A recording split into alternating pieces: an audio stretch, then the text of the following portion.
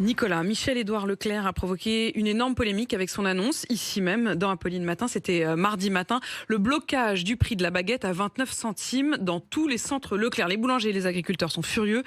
L'affaire prend même une tournure politique. Oui, Michel-Édouard Leclerc, roi de la pub et champion de la com, savait ce qu'il faisait en venant ici donc annoncer la baguette à 29 centimes. Il voulait faire parler de lui. Opération réussie. Mais il est sans doute aujourd'hui un peu dépassé par l'ampleur de la polémique. Hier matin, toujours à votre micro, Apolline, la patronne de la FNSEA, Christiane Lambert, a eu des mots très durs, accusant Michel-Édouard Leclerc d'écraser le travail de ses propres salariés, de mépriser les boulangers qui se lèvent à 3 heures du matin. D'autres ont parlé d'une opération honteuse, démagogique, populiste, et l'affaire devient même politique depuis que la candidate des Républicains, Valérie Pécresse, a estimé que tout cela était extrêmement dangereux.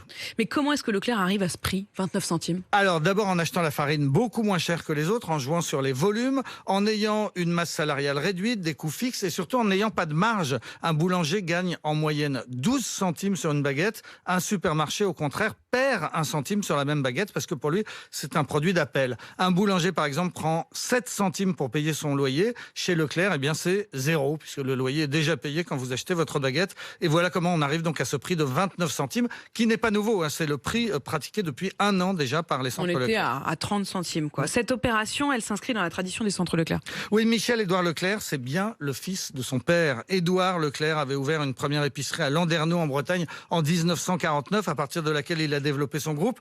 Mais dans les années 70, il est devenu célèbre en cassant les prix de l'essence. À l'époque, les prix du carburant étaient fixés par le gouvernement. Les centres Leclerc ont violé la loi en proposant des rabais qui allaient jusqu'à 10 centimes. Ils ont dû faire face à 467 procès. Mais à la fin, la justice européenne a condamné la France. Leclerc a gagné et obtenu le droit de vendre l'essence moins cher. Le groupe s'est surtout offert au passage une incroyable campagne de communication. Michel-Édouard Leclerc fait aujourd'hui exactement la même chose. D'ailleurs, sur RMC, en annonçant la baguette à 29 centimes, il a parlé de son père et il a cité le prix de l'essence et le prix de la baguette comme deux produits symboliques de ce qu'il appelle son combat contre l'inflation. Parce que la baguette, c'est en effet un produit très particulier. Oui, c'est une institution française, mais c'est aussi un produit politique qui est à l'origine de la Révolution. Turgot, le ministre des Finances de Louis XVI, avait libéré le prix de la farine en 1775, ce qui avait entraîné une flambée des prix, une guerre des farines, des émeutes, des pillages de boulangeries, des barrages sur les routes.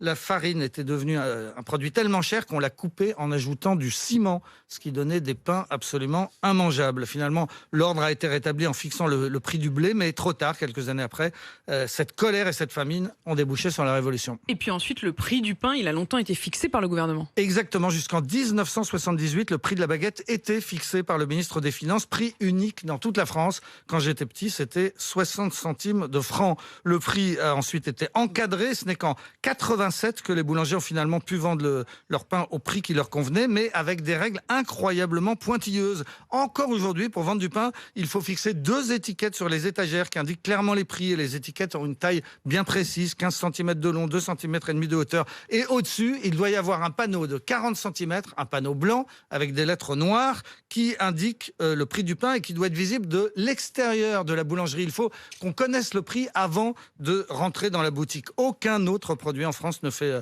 l'objet d'une réglementation pareille. En France, on ne rigole pas avec le prix du pain. On a connu de grandes colères lorsque les prix étaient trop élevés et aujourd'hui, on a une révolte parce que les prix sont cassés au-delà du raisonnable.